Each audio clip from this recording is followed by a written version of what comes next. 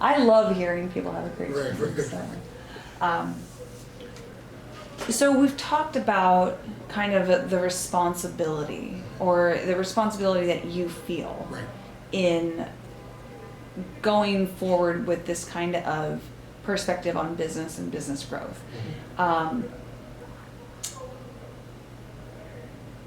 What does social responsibility have to do with influencing business growth? Like, why is that? Why is this the right thing to do? Again, I kind of go back to being at a point in my career where I want to impact the world positively for my daughters and their generation. And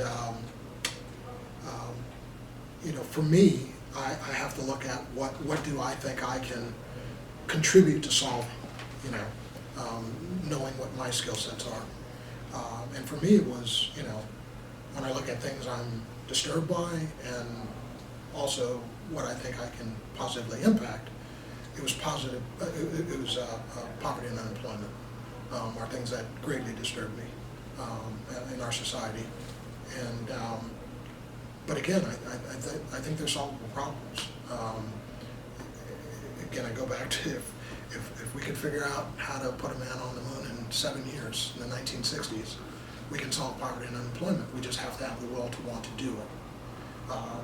And when you look at the economics around poverty, I think that there is a business solution to solving that problem.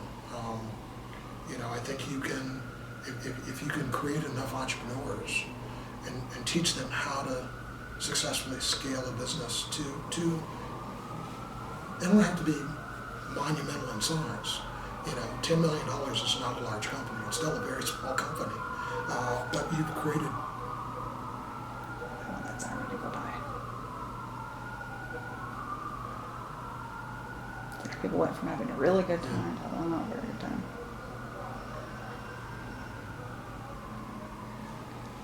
But at $10 million, you've created a company that is probably going to employ about 100 people.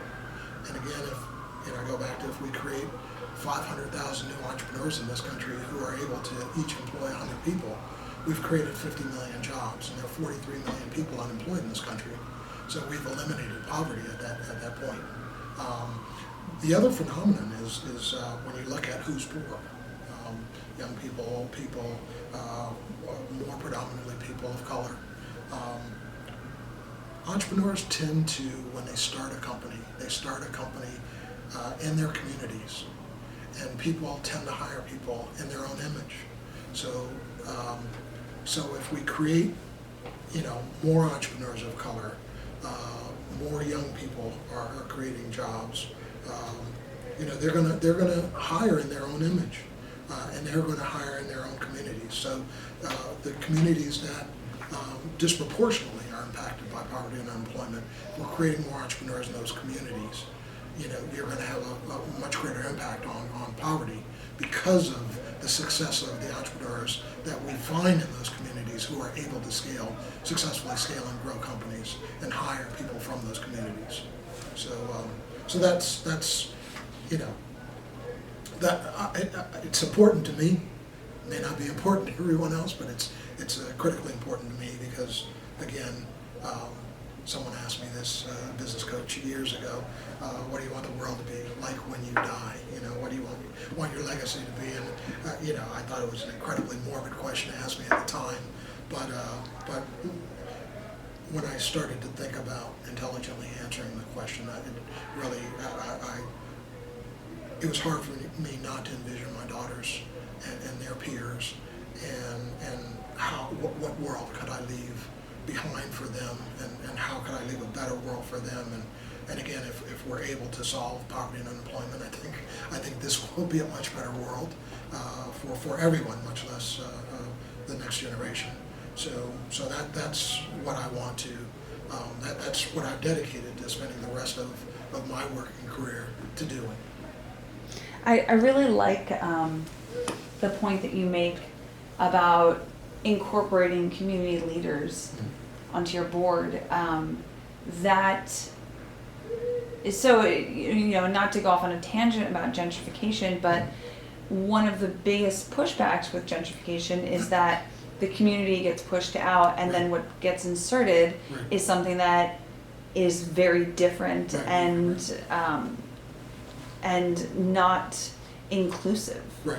And so to have community leaders on your board, to have community members on your board, is a way to integrate into a community or into a market. Right. And that assigns people, it assigns people who maybe started off as a consumer, Yep. it gives them accountability and personal responsibility within the company. Right. So they feel like they have ownership, that they have direction, that they have influence. Right. And like you said, then it gives them, it's a street cred. Yeah, It gives yeah. them, but it gives them a reason to talk about it. Right. And it gives them ownership.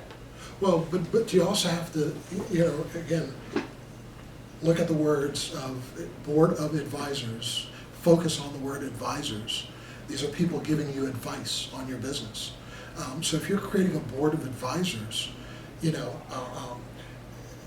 issues like gentrification happen because you're not carrying the voice of the community, right?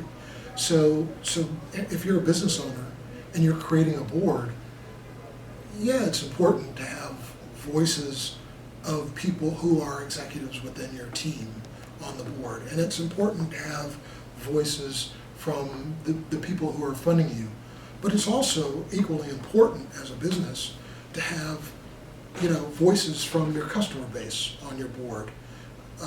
It's important to have voices of, your strategic alliance partners on your board, as well as competitors and community leaders.